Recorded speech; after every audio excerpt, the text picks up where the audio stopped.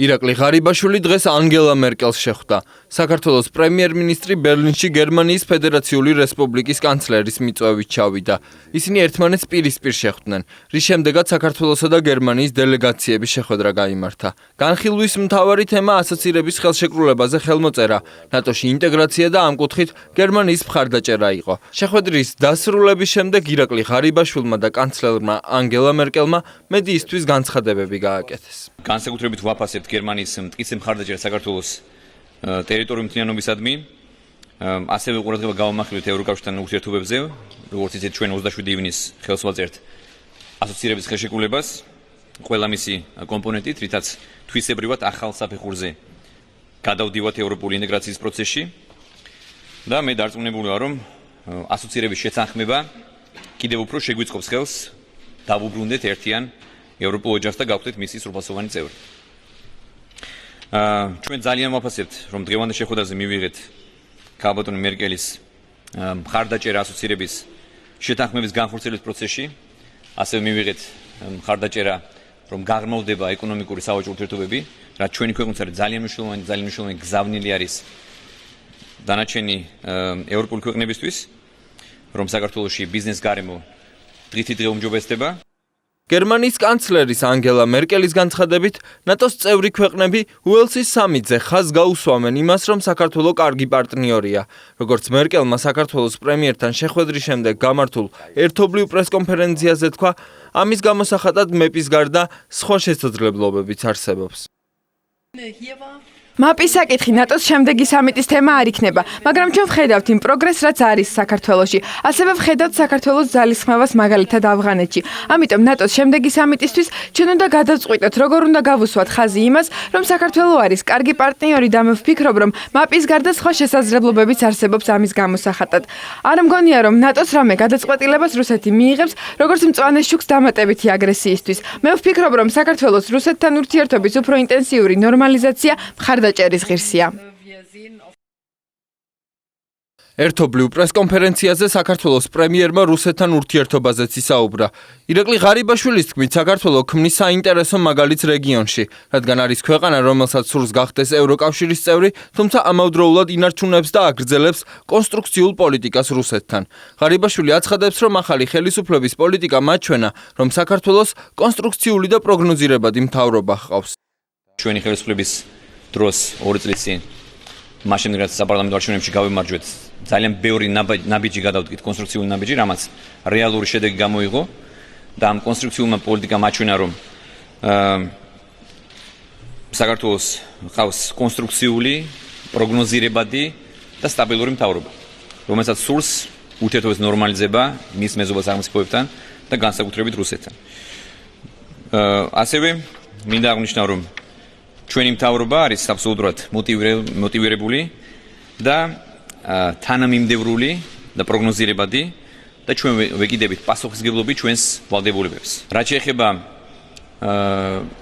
ჩვენს ასევე მისწრაფებას ევროკავშირისკენ, ჩვენ ასევე ვაწესებთ მაგალითს, ჩვენ ვქმნით მაგალითს, რომ საქართველოს შეიძლება იყოს ადგილი, სადაც ქვეყანა, რომელსაც სურს გახდეს ევროკავშირის წევრი ქვეყანა, რომელიც ერთოში მოაწერს ხელს ასოცირების ხელშეკრულებას და ამავდროულად ის ინარჩუნებს და აგრძელებს კონსტრუქციულ პოლიტიკას რუსეთთან. და ეს არის ადეკვატურად შეფასებული ორივე მხარის მხრიდან. ასე რომ მე ვფიქრობ, რომ ეს საქართველოს ქმნის საინტერესო მაგალითს დანარჩენი ქვეყნებისთვის რეგიონში. რაც შეეხება უკრაინისადმი რჩევას, ჩემი რჩევა იქნებოდა, რომ ძალიან მალე დაიწყოს კონსტრუქციული დიალოგი. ბერლინში გამართულ შეხვედრებზე საქართველოს გერმანიის ეკონომიკური თანამშრომლობის პერსპექტივებზეც ისაუბრეს. დღესვე პრემიერ-მინისტრმა გერმანელ ბიზნესმენებს საქართველოში არსებული ბიზნეს გარემო გააცნო. ქართულ-გერმანული ბიზნეს ფორუმი საინვესტიციო სააგენტოს მიერ არის ორგანიზებული და მას გერმანული ბიზნეს სექტორის 100-მდე წარმომადგენელი დაესწრო.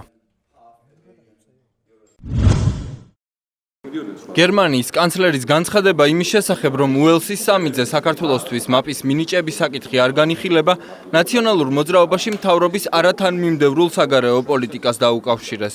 პარტიაში ამბობენ, რომ ხელისუფლების არასწორი საგარეო პრიორიტეტების პირობებში მერკელის განცხადება მოულოდნელი არ ყოფილა.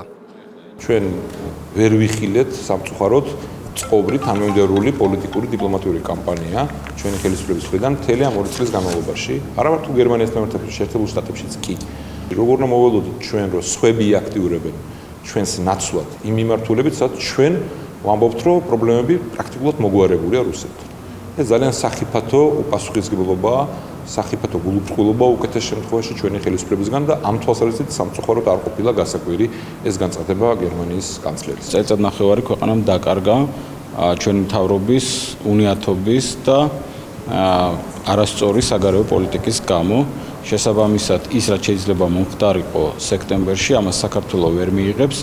გერმანია იყო ტრადიციულად სკეპტიკური ქვეყანა, მაგრამ ამას ჭირდებოდა სწორედ საქართველოს აქტიური საგარეო პოლიტიკის დაპირისპირება. საქართველოს საგარეო საქმეთა მინისტრი კი ნატოსთან დაახლოების სხვა მექანიზმებზე საუბრობს. მაია ფანჯიკიძის თქმით, ანგელა მერკელთან ორმხრივი შეხვედრისას სწორედ ეს საკითხი განიხილეს. ფედერალურმა კანცლერმა ჟურნალისტის შეკითხვაზე პრესკონფერენციაზე ამ თემაზე ასეთი კომენტარი გააკეთა, რომ მაპის გარდა არსებობს კიდევ სხვა გზებიც, რომლითაც შეიძლება დაფასდეს საქართველოს მიერ მიღწეული პროგრესი. ამ სხვა გზებზე იყო საუბარი ორმხრივი შეხვედრის დროს, მიმდინარეობს კონსულტაციები თუ რა იქნება ეს. გერმანული მხარის სკეპტიკურ განწყობაზე საერთაშორისო ურთიერთობათა სპეციალისტები საუბრობენ და მთავრობას ამ განწყობის შეცვლისთვის აქტიური მუშაობისკენ მოუწოდებენ. გერმანიის ესეთი პოზიცია არ ახალია. ფარხმალს ჯერ კიდევ ბოლომდე მაინც არ ჩამოუყრედი ამ თვალსაზრისით, მე რო ვიყო ხელისუფლების წარმომადგენელი, რადგან მანამ სანამ ბოლომდე სამიტის მომენტი არ დადგება, ყოველთვის არის შანსი იმისთვის, რომ მიაღწიო პროგრესი ისეთ, როგორიც გინდა რომ მიაღწიო და არც ბუქარესტის სამიტზე როცა მივიდიოდით, მაშინ არანაირად არ იყო გათვალისწინებული გარანტია იმის შესახებ, რომ ჩვენ მაპს მივიღებდით, როგორც ესეთი, მაპი არ გამოვიდა, მაგრამ წევრობის გარანტია გამოვიდა. რამდენიმე დღის წინ ნატოს საპარლამენტო ასამბლეამ დეკლარაცია მიიღო, რომელიც წევრ სახელმწიფოებს საქართველოსთვის უელსის სამიტზე მაპის მინიჭებისკენ მოუწოდებდა. აფხაზეთის დე-ფაქტო პრეზიდენტის გადადგომას რუსეთის საგარეო საქმეთა მინისტრი გამოეხმაურა. სერგეი ლავროვის თქმით, აფხაზეთში განვითარებული მოვლენები მხოლოდ აფხაზეთის შიდა საქმეა. მისი განცხადებით, ხელისუფლებამ და ოპოზიციამ ხალხის ინტერესი პირველ ადგილას უნდა დააყენოს და ყველა პრობლემა დიალოგის გზით მოაგვაროს. ლავროვისვე თქმით, სოხუმსა და მოსკოვს შორის ურთიერთობა ნებისმიერი ხელისუფლების პირობებში განვითარდება. ჩვენ ვფიქრობთ, რომ ის რაც აფხაზეთში ხდება, აფხაზეთისა და აფხაზი ხალხის შიდა საქმეა. მთავარია სხვადასხვა პოლიტიკურ ძალას შორის უთანხმოება ძალადობის გარეშე მოგვარდეს და მათ ისეთ შეთანხმებას მიაღწიონ, რომელიც ყველასთვის მისაღები იქნება. ორივე მხარემ უნდა გამოიჩინოს პასუხისმგებლობა და ხალხის ინტერესები ცალკეული პოლიტიკოსების ინტერესებზე მაღლა არ დააყენოს. გადადგომის შემდეგ პირველი კომენტარი გააკეთა აფხაზეთის დე-ფაქტო პრეზიდენტმაც. ალექსანდრე ანქვაბის განმარტებით, მან გადაწყვეტილება სისხლის ზღვრის თავიდან ასაცილებლად მიიღო. ანქვაბმა გადადგომის მიზეზებზე სპეციალურ მიმართვაში ისაუბრა.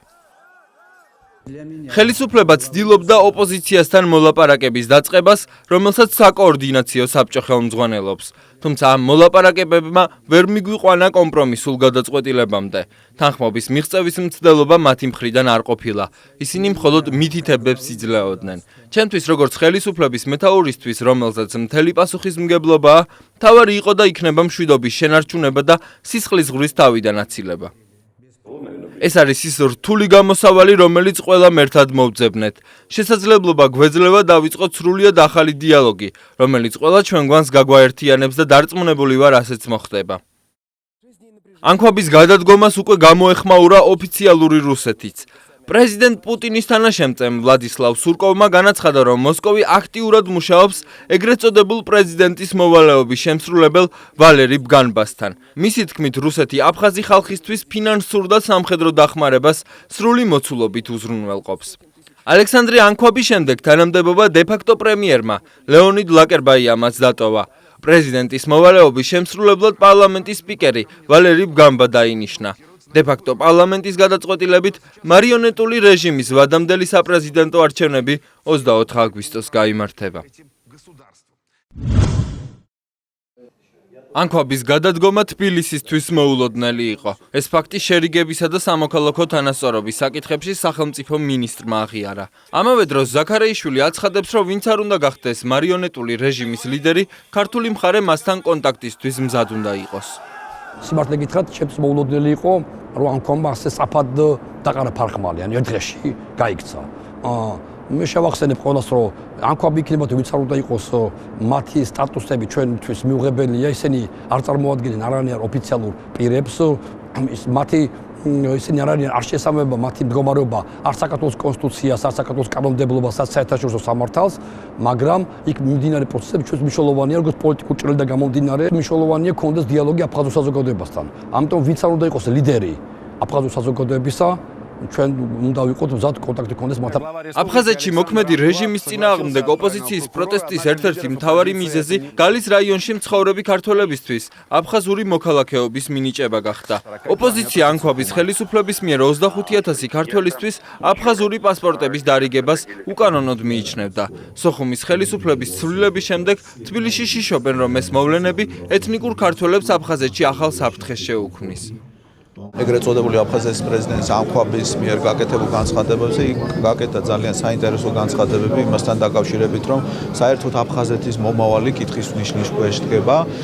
ეს ყველაფერი იმ კონტექსტში უნდა იყოს წაკითხული, რომ თვითონ ის ფაქტი, რომ ეგრეთ წოდებული დე-ფაქტო ხელისუფლების წარმომადგენლებს და ეგრეთ წოდებულ ოპოზიციას შორის მოლაპარაკებები რუსეთის ჩარევის ფონზე მიმდინარეობდა, ძალიან ბევრ კითხვებს ბადებს და მიანიშნებს იმაზე, რომ ეს პროცესი არ იყო მთლად უმართავი. აქედან გამომდინარე ის განცხადებები, რომელიც ისმის შესაძლო რუსეთთან მიერთებასთან დაკავშირებით, თქვათ აფხაზეთში მცხოვრები ქართული მოსახლეობის ეთნიკურ ნიადაგზე დისკრიმინაციასთან დაკავშირებით არ შეიძლება ჩვენ შეშფოთებას და წუხლის არ იმსახურებდეს. დღეს საქართველოს ხელისუფლების მთავარი ამოცანა და მთავარი ფუნქცია ის არის, რომ ყველანაირად თავიდან აიცილოს და პრინციპში შეგვიძლია უფრო თამამადად ვთქვათ, არ დაუშვას რაიმე ტიპის ახალი ჰუმანიტარული კრიზისი.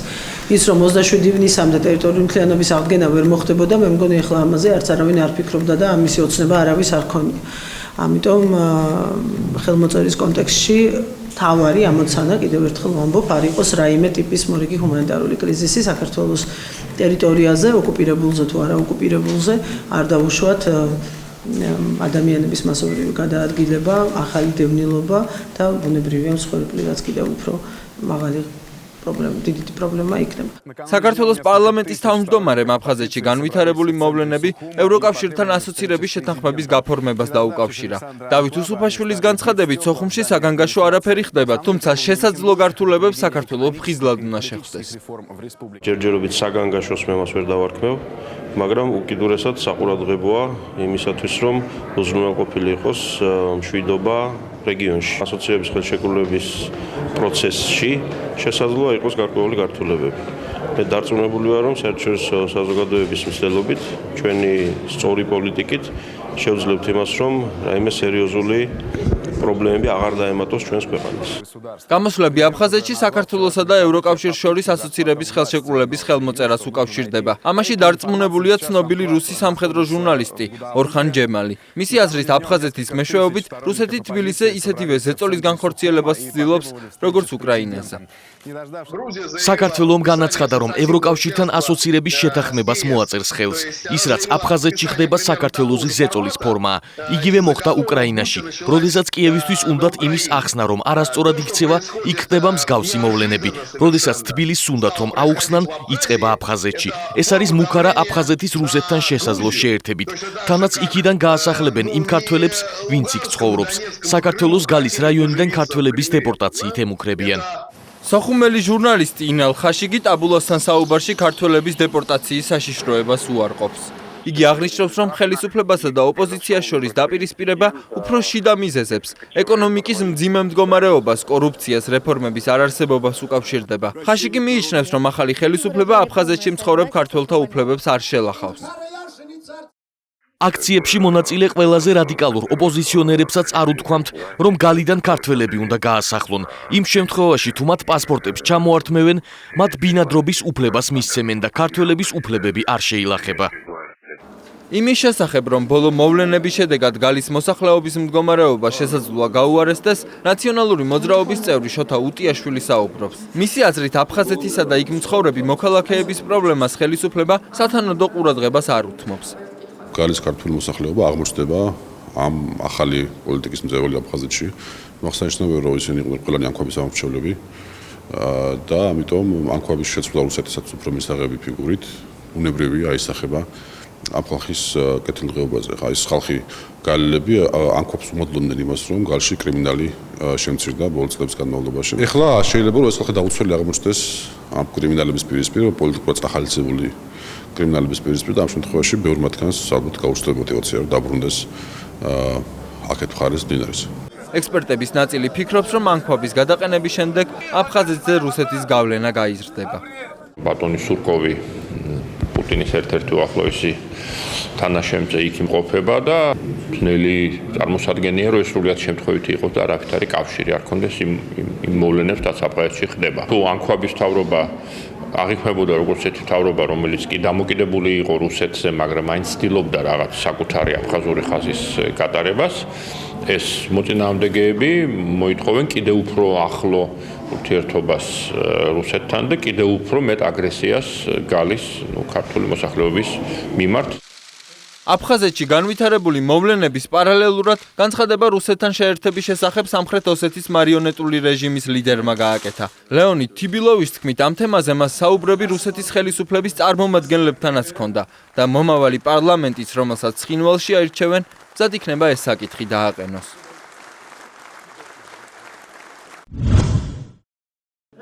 საპარლამენტო უმრავლესობის წევრმა თინა ხიდაშელმა საქართველოს პრემიერ-მინისტრ ირაკლი ღარიბაშვილის განცხადება შეაფასა. ღარიბაშვილმა საზოგადოებასთან წინასაარჩევნო შეხვედრაზე აღნიშნა, რომ ყოფილი პრეზიდენტი მიხაილ სააკაშვილი უნდა მიიყვანოს და პლანტაციებში ამუშავოს. მიშა უნდა მოვიყვანო და ვამუშავო პლანტაციაში. ასეულობით თქვენი ახალგაზრდა თურქეთში ასულია. იგი ნაციონალური გადაღამით ჩაიში. ჩვენ მოვიყვანო. კარგი იდეა. არის გამასწორებელი სამუშაო გადაღამით ჩაიში. თინა ხიდაშელის შეფასებით პრემიერს სამარცხვინო არაფერი უთქვამს. სამხრეთ ამერიკაში დღესაც არის მაგალითად ყავის პლანტაციები, სადაც ხალხი მუშაობს და რატოა ეს ახლა ესეთი სამარცხვინო ფრაზა ნამდვილად არ მესმის. პრემიერი რას გულისხმობდა, სავარაუდოდ ვინ რა იგულისხმა, ეს არის თქვენი, ჩემი და პრემიერის პირადი გემოვნების ამბავი, რომელსაც ახლა იმედი მაქვს, რომ არ ვისაუბრებთ. ერთიან ნაციონალურ მოძრაობაში მიიჩნევენ, რომ პარტიის წევრების მიმართ ფიზიკურ ძალადობას თან აგრესიული რიტორიკა ახლავს. სამწუხაროდ დღეს წინასაარჩევნოდ ნაციონალურ მოძრაობაზე განხორციელებული ფიზიკური ძალადობის, აგიტაციის ჩაშლის, კამპანიისთვის ხელის ჩაშლას თან ახლავს აგრესიული რიტორიკა პრემიერი ღარიბაშვილისგან. წინასაარჩევნო შეხვედრებზე პრემიერ-მინისტრი მმართველი პარტიის შესაძლებლობების შესახებაც საუბრობს და აღნიშნავს, რომ ქართულ ოცნებას ადგილობრივი თვითმმართველობის არჩევნებში სერიოზული გამარჯვება სჭირდება. როგორც პრემიერი ამბობს, მმართველი პარტია არც ერთ რაიონში არ უნდა დამარცხდეს. ჩვენ რა თქმა უნდა ეჭვი არ გვიპარება, რომ ამ არჩევნებში გავიმარჯვებთ. მაგრამ ჩვენ უნდა გავიმარჯვოთ ძალიან დამსახურებულად და ძალიან ღირსეულად. ამიტომ აუცილებელი არის თქვენი აქტიურობა. ჩვენ არც ერთ რაიონში, მე მინდა კიდევ ერთხელ ვთქვა, რომ საქართველოს არც ერთ რაიონში ჩვენ არ უნდა დავუშვათ სხვა პოლიტიკური ძალის გამარჯვება. პრემიერის ამ განცხადების კომენტირებისას ერთიან ნაციონალურ მოძრაობაში აცხადებენ, რომ ხელისუფლება არჩევნების დემოკრატიულ გარემოში ჩატარებას არ დაუშვებს.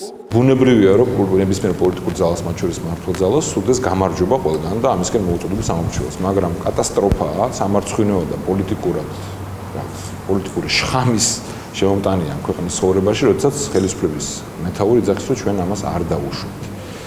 მიუხედავად ამ ყველაფრისა, მიუხედავად იმისა, რომ ეს ყველაფერი მიმდინარეობს მოხსნების, დაშინების და ძალადობის კონტექსტში, შემდეგ არჩევნებზე ქართული ოცნება, ივანიშვილის პარტია, ღარიბაშვილის პარტია მიიღებს ძალიან ძლიერ სიგნალს ჩვენი ამორჩევლისგან. ნინო ბურჯანაძის აზრით კი პრემიერის განცხადება ადგილობრივი თვითმმართველობებისა და პოლიციისთვის არჩევნების გაყალბების შესახებ პირდაპირი დავალება იყო. ეს არის პირდაპირი დავალება ყველა ადგილობრივი თანამდებობის პირისათვის პოლიციაში, გამგეობებში, ყველა სტრუქტურაში, რომ გააყალბონ არჩევნები.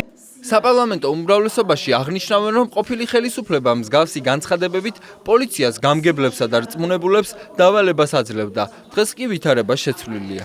ბურჯანაძისგან ეს აღიქმება ისე როგორც მან თქვა, მე მის გულწრფელობაში აბსოლუტურად დარწმუნებული ვარ ამ შემთხვევაში, არც ერთი წუთით ეჭვი არ მეპარება, რომ მან ნამდვილად ესე გაიგო, იმიტომ რომ ის დიდი ხანი იმ პოლიტიკური ძალის წარმომადგენელი იყო, რომლის ლიდერიც მისი ჩათვლით, ისიც თავად, როდესაც ასეთ რამეს ამბობდა, ამითი დავალებას აძლევდა პოლიციას, გამგებელს, რწმუნებულს, საგადასახადო ინსპექტორს და ასე შემდეგ. ღარიბაშვილის განცხადება საარჩევნო საკითხებზე მომუშავე არასამთავრობო ორგანიზაციებიც აფასებენ. მათი აზრით პრემიერის განცხადება ოპოზიციის კანდიდატებზე მიმდინარე ზეწოლის წახალისებაა. შინაგან საქმეთა სამინისტრო ამართლებს, ამბობს, რომ არანაირი ზეწოლა არ მიმდინარეობს. ესეთი ტიპის განცხადებები კიდევ უფრო ალბათ ამძიმებს ვითარებას და ახალისებს მსგავსი ტიპის არასწორ პრაქტიკას. ვიცე-პრემიერი და ქართული ოცნების საარჩევნო შტაბის უფროსი კახი კალაძე მიიჩნევს, რომ პრემიერ-მინისტრმა სიტყვით გამოსვლისას მექანიკური შეცდომა დაუშვა. პრემიერის განცხადებას რაც შეეხება, თქვენ თუ ნახავთ თავიდან ბოლომდე პრემიერის სიტყვას, ის ამბობდა, რომ ჩვენ არ უნდა დაუშვათ, რომ გაიმარჯვოს სხვა პოლიტიკურმა ძალამ და ეს ნორმალურია. ყველა პოლიტიკურ ძალას აქვს იმის მოტივი, რომ ისინი იყვნენ ყველგან გამარჯვებულები. ასევე გვაქვს ჩვენ გვინდა რომ ყველგან გავიმარჯვოთ.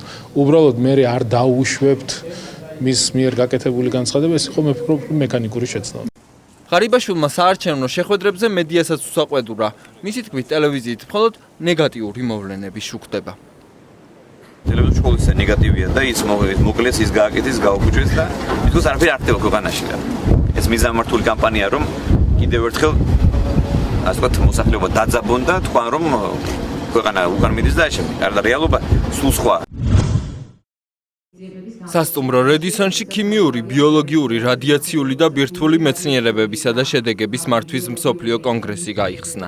კონგრესის მონაწილეებს მისასალმებელი სიტყვით შინაგან საქმეთა მინისტრმა ალექსანდრე ჭიკაიძე მიმართა. მინისტრმა მთავრობის სტრატეგიისა და უწყებათშორისი ჯგუფის მუშაობის შესახებ ისაუბრა. სურს მადლობა გადაუხადო კონგრესის საერთაშორისო საორგანიზაციო კომიტეტის გაწეულ სამუშაოებს, რამაც შესაძლებელი გახდა ამ ძალზედ მნიშვნელოვანი ღონისძიების თბილისში გამართვა. მინდა გადმოგცეთ საქართველოს პრემიერ-მინისტრის ბატონ ირაკლი ღარიბაშვილის მოკითხვა, რომელიც აღნიშნული ღონისძიების საპატიო დირექტორია, რომლის დამსახურებაც გახლავთ ქვეყნის ქებერები უსაფრთხოების სფეროში ერთიანი მიდგომის ჩამოყალიბება. კონგრესის მონაწილეებს ამერიკის შეერთებული შტატების თავდაცვის მდივნის მოადგილემ ენდრიუ ვებერმაც მიმართა. ღონისძიებაში საქართველოში შეერთებული შტატების ელჩიც მონაწილეობს. We need to recognize that Georgia increasingly is a hub. ჩვენ უნდა დავინახოთ, რომ საქართველო ყველანაირი საერთაშორისო აქტივობის ჰაბი ხდება. ამიტომ აბსოლუტურად შესაბამისია, რომ ეს კონგრესი აქ იმართება. საქართველო ამ აქტივობების მოდელი გახდა. ქვეყანა, სადაც ეკონომიკური და პოლიტიკური რეფორმების გატარება მყარ გზაზე დგას, სადაც კორუფცია აღმოიფხვრა თითქმის ყველა დონეზე. ეს არის ქვეყანა, რომელიც რეგიონში თანამშრომლობისა და უსაფრთხოების მოდელს შეიძლება წარმოადგენდეს. ქიმიური, ბიოლოგიური და ბირთვული ნივთიერებების მიმართულებით გასატარებელი ღონისძიებების კუთხით ანგარიშის წარდგენა 270 ქვეყნიდან მხოლოდ 16-მა შეძლო და მათ შორის ერთ-ერთი საქართველოა. ამასთან ლუგარის ლაბორატორია საქართველოს ჯანდაცვის სისტემის ნაწილი გახდა. მრავალი მიმართულებიდან ერთ-ერთი არის ბიოლოგიური, ქიმიური და ბირთვული უსაფრთხოებებისთვის მზაობა. ქვეყნების სრული ჩამონათვალიდან, რომელიც 270-მდე არის, მხოლოდ 16-მა შეძლო ყველა მონაცემის დაკმაყოფილება და რეპორტის წარდგენა და მე მართლაც მიხარია, რომ საქართველო ამ 16-დან ერთ-ერთი ქვეყანა არის. ამას დაემატა ის, რომ უმძლავრესი ინფრასტრუქტურა, სადაც ამერიკის მთავრობის დიდი ინვესტიცია იყო განხორციელებული ჩადებული და მხოლოდ ტესტირების რეჟიმში იყო ლუგარის ლაბორატორია, შარშან გახდა ჯანდაცვის სისტემის ნაწილი, ინტეგრირდა ქართულ ჯანდაცვასთან და ამუშავდა უკვე რეალური ფუნქციონირების და არა ტესტირების რეჟიმში, როგორც იქამდე იყო. კონგრესი 5 ივნისს დაიხურება. ღონისძიებაში ქიმიურ, ბიოლოგიურ, რადიაციულ და ბირთვულ სფეროში მომუშავე 38 ქვეყნის წარმომადგენლები მონაწილეობენ. დღეს კანცელარიის შენობასთან მარიხუანის დეკრიმინალიზაციის მოთხოვნით აქცია გაიმართა. ორგანიზატორები მიიჩნევენ, რომ მარიხუანის მოხმარების გამო ადამიანის ციხეში ჩასმა დაუშვებელია. ისინი კანონმდებლობაში ცვლილებების შეტანას ითხოვენ. მოძრაობა 2 ივნისის წევრები მთავრობას იმ დაპირების შესრულებას თხოვენ, რომელიც ნარკოპოლიტიკის გადახედვას გულისხმობს. ადამიანები მხოლოდ იმის გამო, რომ ისინი მოიხმარენ მარიხუანას, არ უნდა ხდებოდნენ ციხეში და განსაკუთრებით არ უნდა ხდებოდნენ ციხეში ისეთი არადეკვატური ვადებით, როგორც ეს დღეს გათვალისწინებულია საქართველოს კანონმდებლობაში. მე არ წარმომედგენია ქვეყანაში ცხოვრები არც ერთი ადეკვატური ადამიანი, რომელიც ეთანხმება იმას, რომ ადამიანები, რომელიც მარიხუანას მოიხმარენ მხოლოდ ამის გამო მოწავდნენ ციხეში ასე რომ მე დაწუნებული ვარ, რომ ჩვენი ძალისხმევა ძალიან ბევრი ადამიანის ძალისხმევა შედეგს გამოიღებს და უახლოეს მომავალში მთავრობას მოუწევს წავიდეს დათმობებზე. ჩვენ ვთვლით, რომ მარიხუანის დეკრიმინალიზაცია არის პირველი და ყველაზე გადამწყვეტი აუცილებელი ნაბიჯი იმისათვის, რომ მოხდეს ზოგადად ეფექტური ნარკოპოლიტიკის შემმუშავება.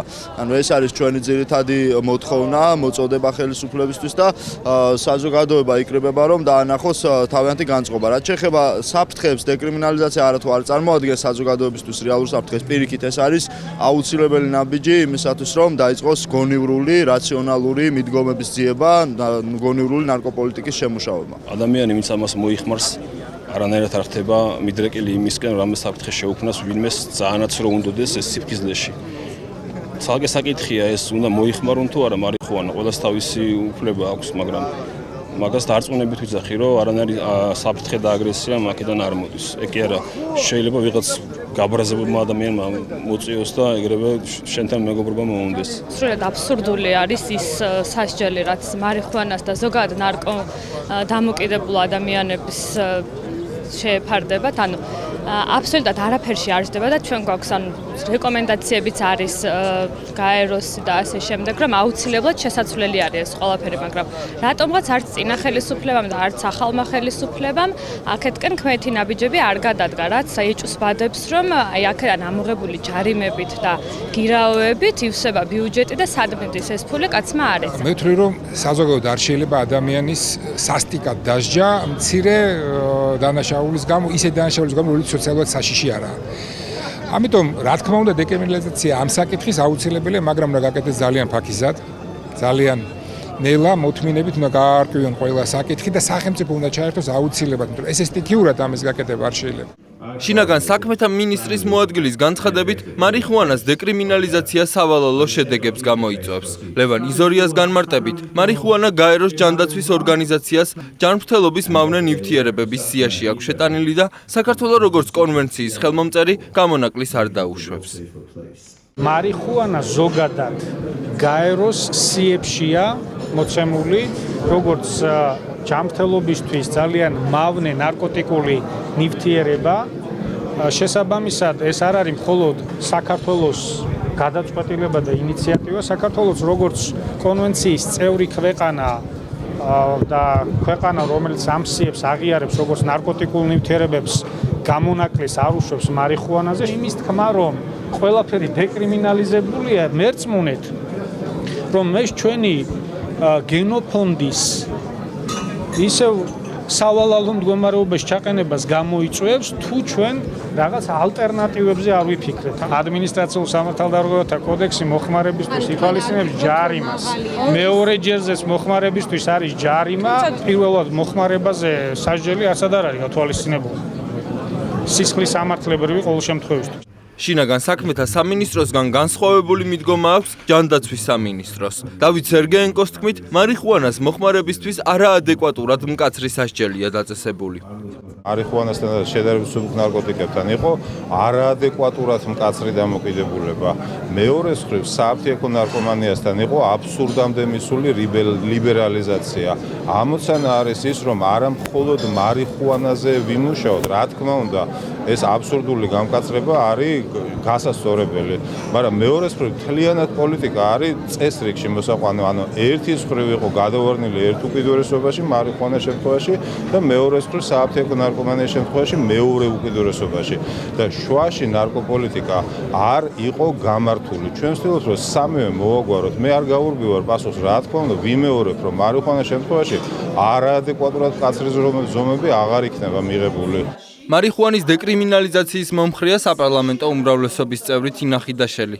მისი აზრით, არც ერთი ნარკოტიკის მოხმარება კანონით არ უნდა ისჯებოდეს. მარიხუანის მოხმარებაზე სასჯელი საერთოდ არ უნდა არსებობდეს, დავიწყოთ აქედან. არადეკვატური როა თავისთავად იგულისხმება, რა თქმა უნდა. მაგრამ სისხლის სამართლის დანაშაული არ უნდა იყოს ეს ადამიანის ინკრიმინირებას არ უნდა იწვევდეს და ამისთვის სასჯელი არ უნდა იყოს კანონმდებლობის მოხმარებისთვის ხას უსვამ კიდევ ერთხელ გათვალისწინებული. მე საერთოდ იმ ადამიანებს ვეკუთვნი, ვინც თulis რომ საერთოდ არანაირი ნარკოტიკის მოხმარებისთვის მომხმარებელი ციხეში არ უნდა ჯდებოდეს. აქცია მარიხუანის დეკრიმინალიზაციის მოთხოვნით თბილისის დროით 6 საათზე დაიწყო და 6 ქალაქში ერთდროულად გაიმართა. განათლების სამინისტრომ მენინგიტის შემთხვევებთან დაკავშირებით სკოლებში მონიტორინგი გააძლიერა. თამარ სანიკიძის თქმით, საჯარო სკოლებში მივლინებულნი არიან როგორც რესურს ცენტრების, ასევე სამინისტროს მონიტორინგის სამსახურის წარმომადგენლები, რომლებიც მდგომარეობას აკონტროლებენ. ჩვენ რადგანაც ასეთი მდგომარეობა იყო, ჩვენ გავაძლიერეთ მონიტორინგი და საჯარო სკოლებში მივლენილები არიან როგორც რესურს ცენტრის, ისევე სამინისტროს მონიტორინგის სამსახურიდან, რომლებიც აკონტროლებენ მდგომარეობას, როგორ მიდის სასწავლო პროცესი, როგორ მიდის იქ ჰიგიენური პირობების დაცვა და ასე შემდეგ. ჯერჯერობით ინფორმაცია, რაც იკრიბება, არის მხოლოდ დადებითი და პოზიტიური. სწავლა უკვე შაბათიდან გადახდა, რომ შაბათ-კვირას დაბალანსებული იყო და კომპენსირებული იყო გასტენილი დღეები. შემთხვევების რაოდენობა მკვეთრად კლებისკენ არის წამოსული და არსებული შემთხვევებიდან, რაც კი დაფიქსირდა მთელი ამ პერიოდის განმავლობაში, საბედნიეროდ არ იყო არც ერთი გართულებული შემთხვევა. სასწავლო პროცესი კი დღეიდან განახლდა. განათლებისა და ჯანდაცვის სამინისტროების გადაწყვეტილებით, ყველა იმ სკოლაში, სადაც ინფექციური მენინგიტის შემთხვევების გამო დაწყებით კლასებში დასვენება იყო გამოცხადებული, სასწავლო პროცესი ჩვეულ რეჟიმს დაუბრუნდა. იმ სკოლებში, სადაც სწავლა ერთ კვირაზე მეტხანს იყო შეწყვეტილი, გაცდენილი დღეები შაბათ-კვირას ანაზღაურდება. ლუგანსკის საოლქო ადმინისტრაციის შენობაში, რომელიც თვითგამოცხადებული ლუგანსკის სახალხო რესპუბლიკის წარმომადგენლებს აქვს დაკავებული, აფეთქება მოხდა.